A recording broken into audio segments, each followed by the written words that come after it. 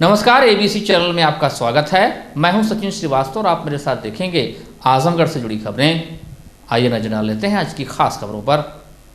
लगातार बारिश से नगर के बिगड़े हालात को लेकर प्रशासन हाल फिलहाल गंभीर दिखाई नहीं दे रहा। तमसा की आगोश में आए शहर के निचले इलाकों और जल निकासी न होने पाने के चलते बारिश के पानी में डूबे मोहल्लों की कोई सुध नहीं ली जा रही है, जिसके चलते इन क्षेत्रों में रहने वाले लोगों को काफ़ी परेशानियों का सामना करना पड़ रहा है। कई लोगों को अपने मकान सामान छोड़कर पलायन करना पड़ा है। बारिश जरूर बंद हुई है, लेकिन न तो तमसा का जलस्तर घटा है और न ही बारिश के पानी से जलमग्न मोहल्लों में पानी कम हुआ है। पालिका व जिला प्रशासन से लोगों की उम्मीद है कि वह इंद्रदेव से राहत मिलने के बाद प्रशासन गंभीर प्रयास कर डूबे इलाकों से पानी निकालने का काम करे। प्रहलाद नगर कॉलोनी का हाल अभी हमने आपको दिखाया ही था। बागेश्वर नगर कॉलोनी में भी वैसी ही दुश्वारियां झेलने को स्थानीय लोग मजबूर हैं। गुहार लगाए जाने के बावजूद उनकी फरियाद भी डूब जा रही है। बारिश के बाद जब भी कभी बारिश होती है तो रेगुलेटर को ऑफ कर दिया, मतलब रेगुलेटर जैसे डाउन होता है इस पूरे मोहल्ले में पानी आ जाता है। अभी तो आप देख रहे हैं, अगर एक दिन और बारिश आती तो ये पूरा लेवल यहाँ तक आ जाता। क्या स्थिति है घरों में तो आप देख रहे हैं, ये हमारे मित्र जी का घर है। अब इनको पूरी की पूरी वो उठाना पड़ रहा है। वो देख रहे हैं आप, सीढ़ियों के जरिए वो आते जाते रह रहे हैं अभी। अच्छा, क्या दिन हो गया बारिश हुई हुई? अब नगर पालिका क्या करती है? नगर पालिका के पास तो हम लोग गए थे कंप्लेन लेके कि इसके लिए आप कोई व्यवस्था करिए, लेकिन उन्होंने तो ऐसी कोई प्रावधान तो किया नहीं यहाँ पे।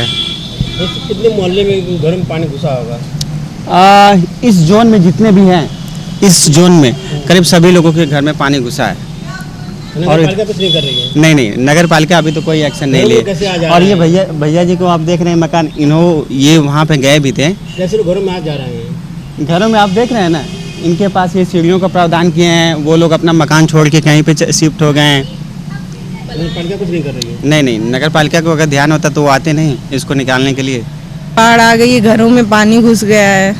और क्या दिक्कतें हो रही है? दिक्कत यही हो रही है कि आने जाने में दिक्कत है, तो लोग पुल अपने घर के सामने बना रहे हैं और हम लोग जा नहीं पा रहे हैं। क्लासेस हम लोग की अगर चल रही, जैसे कि जो भी है पढ़ने लिखने का नाना के यहाँ जाते थे, तो अब निकल नहीं पा रहे हैं घर से। व्यवस्था कोई कर ही नहीं रहा है पानी निकालने का। क्या कर रही है? नगर पालिका कुछ भी नहीं कर रही है अभी तक। तो क्या चाहते हैं आप लोग? हम लोग यही चाहते हैं कि जितना जल्दी से जल्दी हो सके पानी लोग निकलवाएं। कितने दिन हुआ बारिश का पानी? 3 दिन हो गया है और पानी इसी तरह रुका हुआ है। और अगर इसी तरह रुका रहेगा तो बीमारियां भी आएंगी बहुत सी। मलेरिया हो गया, टाइफाइड, ऐसे होता रहेगा। पानी हम लोग के घर में नहीं आ पा रहा है। अगर मोटर चला रहे हैं तो खराब पानी आ रहा है। इन्हीं सब को लेकर के आजमगढ़ के बेलैसा मंडी में बीते गुरुवार को पिकअप की डिग्गी तोड़कर सब्जी व्यापारी का 3.5 लाख रुपए उड़ाने वाले 3 उचक्कों को पुलिस ने शुक्रवार के दिन धर दबोचा। पुलिस ने पकड़े गए तीनों बदमाशों के पास से 3,47,000 रुपए बरामद किया है। पकड़े गए तीनों बदमाशों को जेल भेज दिया गया है। आपको बता दें कि बीते गुरुवार को भोर में 4:15 बजे के करीब बेलैसा मंडी से मऊ जिले के चिड़ियाकोट बाजार निवासी सब्जी के थोक व्यापारी मनोज गुप्ता सब्जी खरीदने आए हुए थे। पहले से व्यापारी पर नजर गड़ाए बदमाशों ने पिकअप की डिग्गी तोड़कर उसमें रखे 3.5 लाख रुपए को उड़ा दिया। मनोज जब पिकअप में रखे रुपए लेने पहुंचे तो डिग्गी टूटा देखकर सन्न रह गए। इस मामले में मुखबिर की सूचना पर रानी की सराय थाना पुलिस ने बेलैसा मंडी स्थित चाय की दुकान से शैलेंद्र यादव निवासी सराय मंदराज थाना कोतवाली, अजीत यादव निवासी धनारबन थाना जहानागंज व सुनील यादव निवासी मिठनपुर थाना निजामाबाद को गिरफ्तार कर लिया। पकड़े गए बदमाशों में एक सब्जी व्यापारी मनोज गुप्ता का ड्राइवर भी है। ये चिड़ियाकोट के व्यापारी हैं जनपद मऊ के, जो यहाँ पर हमें बेलैसा मंडी में सब्जी लेने के लिए आते थे, क्योंकि सब्जी का व्यापार करते थे। ये पैसा चुकाने के लिए लाते भी थे। परसों ये यानी 24 तारीख को ये वहाँ पर मंडी में आए थे और 2 गाड़ियों से आए थे और इनके 2 ड्राइवर भी साथ थे। ये अपना थैला गाड़ी में रखकर ड्राइवर को सुपुर्द करके मंडी में चले गए। ड्राइवरों ने सूचना दी थी कि साहब हमारा पैसा, हम चाय पीने चले गए तो पैसा चोरी हो गया है। इसमें पुलिस ने मुकदमा पंजीकृत किया और जब इनसे पूछताछ की तो पूछताछ के दौरान ये बात निकल के आई कि ये पैसा ड्राइवर्स द्वारा जो है, इनमें जो सेकंड ड्राइवर था उसके द्वारा ये पैसा गायब किया गया था और इससे गायब करने में इसके रिश्तेदार भी साथ थे। इसमें अरेस्टिंग 3 लोगों की अरेस्टिंग हुई है और 3,47,000 रुपया बरामद हो गया है।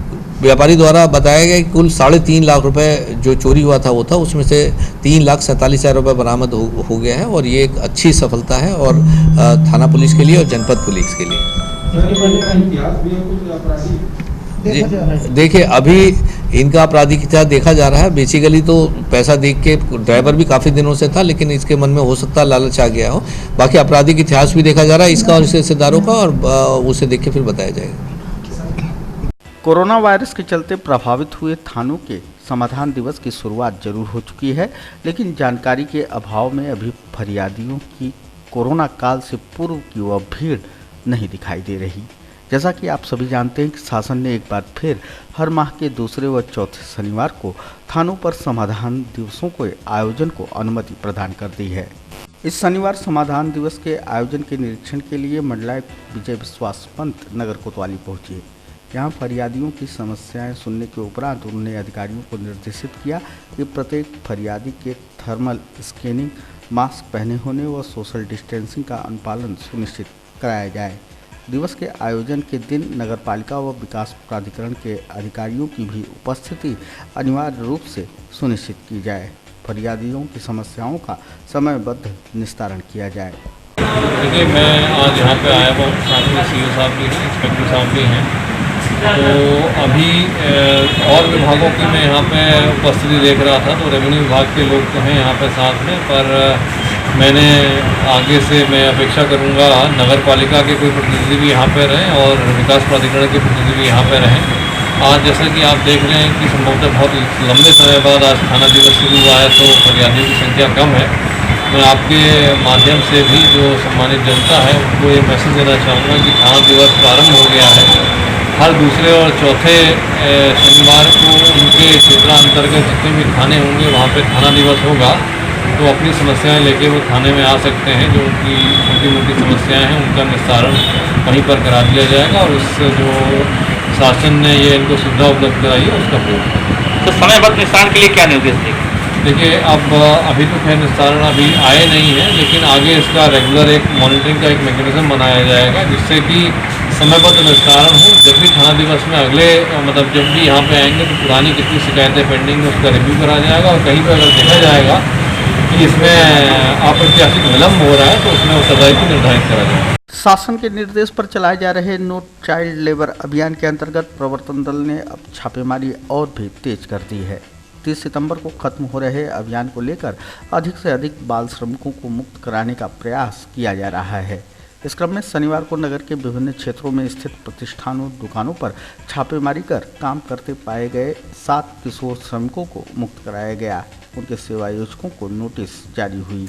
श्रम प्रवर्तन अधिकारी शशिकांत पांडे ने बताया कि अभियान के अंतर्गत जनपद में अब तक कुल 35 किशोर श्रमिकों को मुक्त कराया जा चुका है। अभी तक अपने 35 बच्चों को, किशोर श्रमिक जो थे, नियम विरुद्ध उनसे कार्य कराया जा रहा था, उनको अवमुक्त कराकर उनके सेवायोजकों को नोटिस जारी कर जवाब मांगा हुआ है।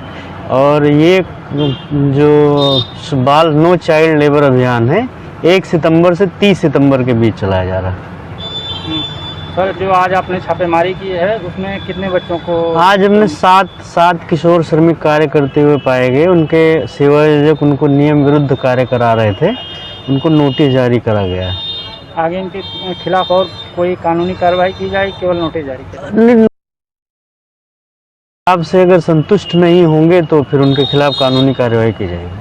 आजमगढ़ में 3 दिन तक लगातार हुई मूसलाधार बारिश से निचले इलाकों में जहां अभी भी जल जमाव है, वहीं पुराने भवनों को भारी बारिश से नुकसान उठाना पड़ा है। पुलिस अधीक्षक कार्यालय में लगातार हुई बारिश के कारण जगह जगह छत से पानी का रिसाव अभी भी हो रहा है, तो वहीं पुलिस अधीक्षक के कक्ष में फॉल सीलिंग का एक हिस्सा गिर गया है। एसपी ने बताया कि अभी जन सुनवाई इसी कक्ष से कर रहे हैं, जल्द ही इसे सही करा दिया जाएगा। उन्होंने बताया कि बारिश से दस्तावेजों को कोई खास नुकसान नहीं हुआ है, उन्हें बचा लिया गया। देखिए, ये अभी लगातार आपने देखा कि 2-3 दिन लगातार बारिश हुई और ये बहुत पुरानी बिल्डिंग है। बिल्डिंग नहीं गिरी है, बल्कि ये बिल्डिंग में कुछ रिसाव लगातार 3 दिन बारिश होने सूखे जो चूने सुर्खी की बिल्डिंग है, डाट वाली बिल्डिंग है, इसका एक कोना रिसाव हो गया था। इसमें फॉल सीलिंग थी। फॉल सीलिंग थोड़ी सी इसकी क्षतिग्रस्त हो गई है क्योंकि प्लास्टर ऑफ पेरिस की होती है और उसे ठीक कराया जा रहा है। आप देख रहे हैं मैं ऑफिस में बैठा हुआ, एक कोने का थोड़ा सा हिस्सा इसका फॉल सीलिंग की क्षतिग्रस्त हुई है, बाकी पूरा ऑफिस ठीक है और हम लोग ऑफिस में बैठ के इसी ऑफिस में बैठ के जन सुनवाई कर रहे हैं। पानी के द्वारा कुछ कागजात भी गिरे और पूरा भारत से भरा हुआ है, इस तरीके का भी नुकसान। देखिए, कोई ऐसा कागज़, कोई इंपॉर्टेंट कागज़ इसमें नहीं भीगा है और जब ज़्यादा बरसात होती है तो पुरानी बिल्डिंग में हमेशा रिसाव होता है। लगातार 3 दिन बिल्डिंग में और जो चूने सुर्खी की जो बिल्डिंग होती है उसमें पानी क्योंकि अंदर बैठ जाता है और बाद में वो देर तक रिसता रहता है। जनपद में लगातार 3 दिन तक हुई मूसलाधार बारिश ने पूरे जिले को पानी पानी कर दिया। शहर से लेकर ग्रामीण क्षेत्रों के निचले इलाकों में अभी भी जल जमाव है। भारी बारिश का खामियाजा कच्चे मकान में रहने वाले लोगों को भुगतना पड़ा। शनिवार की भोर में करीब 3 बजे लालगंज विकास खंड के मेहरो कला गांव में एक कच्चा मकान गिरने से 8 वर्षीय बालिका की मौत हो गई, जबकि उसका छोटा भाई आंशिक रूप से घायल हो गया। मेहरो कला गांव में पवन कुमार का परिवार कच्चे मकान में रहता है। भारी बारिश के कारण उसका कच्चा मकान शनिवार भोर में भरभरा कर गिर गया, जिसमें दबकर उसकी 8 वर्षीय पुत्री संगनी की मौत हो गई, जबकि 4 वर्षीय पुत्र संगम आंशिक रूप से घायल हुआ। वहीं रानी की सराय ब्लॉक के भंगहा गांव में शुक्रवार रात एक कच्चा मकान गिरने से गृहस्थी का सभी सामान नष्ट हो गया। दिहाड़ी मजदूर अमरनाथ राजभर व अपरवल राजभर कच्चे मकान में रहते हैं। बीती रात कच्चा मकान भरभरा कर गिर गया। संयोग अच्छा था कि इस घटना में कोई हताहत नहीं हुआ, लेकिन राशन सहित गृहस्थी का सभी सामान नष्ट हो गया। लॉकडाउन के दौरान महानगरों से घर लौटे प्रवासी मजदूरों को रोजगार देने के लिए प्रदेश सरकार ने तमाम दावे किए थे, लेकिन हकीकत में सरकार के दावे खोखले साबित हो रहे हैं। मिलियागंज ब्लॉक के तेदुआ बनकट गांव निवासी फिरतूराम मुंबई में रहकर कमाते थे। लॉकडाउन के कारण इन्हें घर लौटना पड़ा। व्यवसाय के लिए इन्होंने बैंक में लोन के लिए आवेदन किया, लेकिन 5 महीने बीतने के बाद भी लोन नहीं मिल सका। बैंकों के चक्कर काटकर थक चुके फिरतू ने शनिवार के दिन जिलाधिकारी को प्रार्थना पत्र देकर लोन दिलाने की गुहार लगाई। जी, बम्बई में काम करते थे, वहाँ से जो है लॉकडाउन लगने के बाद हम लोग घर आ गए हैं सर जी। यहाँ पर लोन लेके दुकान करना चाहते हैं, जो है दुकान निर्माण के लिए। जो है प्रवासी मजदूर हैं, जो है हाँ, प्रवासी मजदूर जो प्रधानमंत्री द्वारा लोन दिया जा रहा है वही सर हमको लेना है, जो है। हाँ, उसमें यही बोल रहे हैं अधिकारी लोग कि मतलब कि हमारे पास बजट नहीं है, यहाँ दौड़ा रहे हैं, यहाँ दौड़ा रहे हैं, वहाँ दौड़ा रहे हैं, जो है। और 4-5 महीने से हमारी फाइल वहाँ पर जमा है, जो है अभी तक कुछ हुआ नहीं, जो है। जी, गरीब आदमी है, हमको लोन नहीं मिल रहा है, बार बार लोग दौड़ा रहे हैं इधर से उधर, हम चक्कर काटते काटते थक गए हैं, जो है सर। हाँ हाँ, अमीरों को लोन दिया जा रहा है, गरीबों को नहीं दिया जा रहा है सर, खाली दौड़ाया जा रहा है। क्या चाहते हैं आप? हमको सर यही लोन लेना है, दुकान निर्माण के लिए दुकान करनी है सर लॉकडाउन में। हाँ, घर परिवार चलाना है तो कुछ ना कुछ करना है सर, बाहर तो जा नहीं पाएंगे, तो इसीलिए यहीं पर करना है।